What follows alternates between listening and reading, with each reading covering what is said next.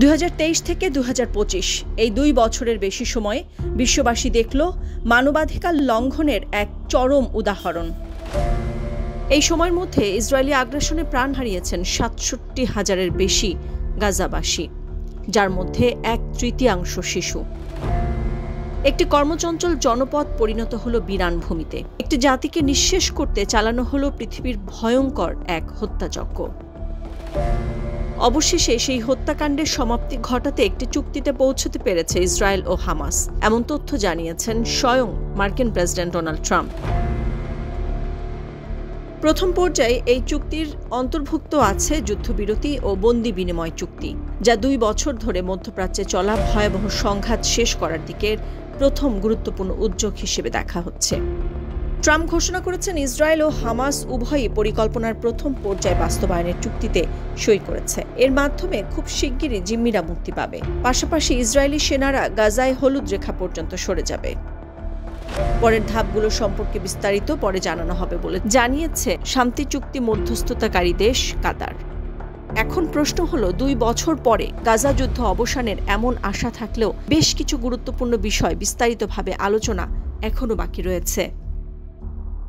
যেমন গাজা কে পরিচালনা করবে এবং হামাসের ভবিষ্যৎ কী হবে সে পরিকল্পনা এখনও করা হয়নি।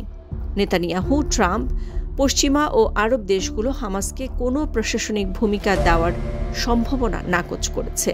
গোষ্ঠীটি 2007 সাল থেকে গাজা শাসন করছে। ট্রাম্পের 20 দফা পরিকল্পনা অনুযায়ী ফিলিস্তিনি কর্তৃপক্ষ কিছু ভূমিকা নেবে, তবে সেটি কেবল তখনই সম্ভব যখন বড় ধরনের সংস্কার সম্পন্ন হবে। ট্রাম্পের পরিকল্পনার পরবর্তী ধাপে একটি আন্তর্জাতিক সংস্থা, যাকে বোর্ড অফ পিস বলা হচ্ছে, সেটি গাজায় যুদ্ধবিরতি প্রশাসনে ভূমিকা রাখবে।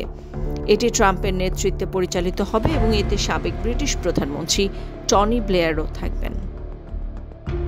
তবে হামাস জানিয়েছে তারা গাজার শাসনভার শুধুমাত্র ফিলিস্তিনি কর্তৃপক্ষের তত্ত্বাবধানে এবং আরব ও মুসলিম দেশগুলোর সমর্থনে একটি টেকনোক্রেটেড সরকারের হাতে ছাড়বে। তারা ব্লেয়ার বা কোনো বিদেশি শাসনের কোনো ভূমিকা মেনে নেবে না।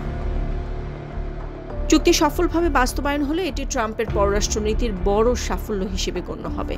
জানুয়ারিতে প্রেসিডেন্ট পদে বসার সময় তিনি দ্রুত গাজা ও ইউক্রেনের যুদ্ধ শেষ করার প্রতিশ্রুতি দিয়েছিলেন। এদিকে অস্ত্র ছাড়তে হবে ইসরায়েলের এমন দাবি হামাস মানতে রাজি নয়। ফিলিস্তিনি সূত্র বলছে, যতক্ষণ ইসরায়েলি সেনারা তাদের জমিতে আছে হামাস ততক্ষণ অস্ত্র ছাড়বে না। এছাড়াও প্রধান সমস্যার মধ্যে আরও একটি হলো ইসরায়েলের প্রত্যাহারের পদ্ধতি। হামাস চাচ্ছে জিম্মি মুক্তির সঙ্গে মিলিয়ে একটি স্পষ্ট সময়সূচি এবং ইসরায়েলি সেনাদের সম্পূর্ণ প্রত্যাহারের নিশ্চয়তা।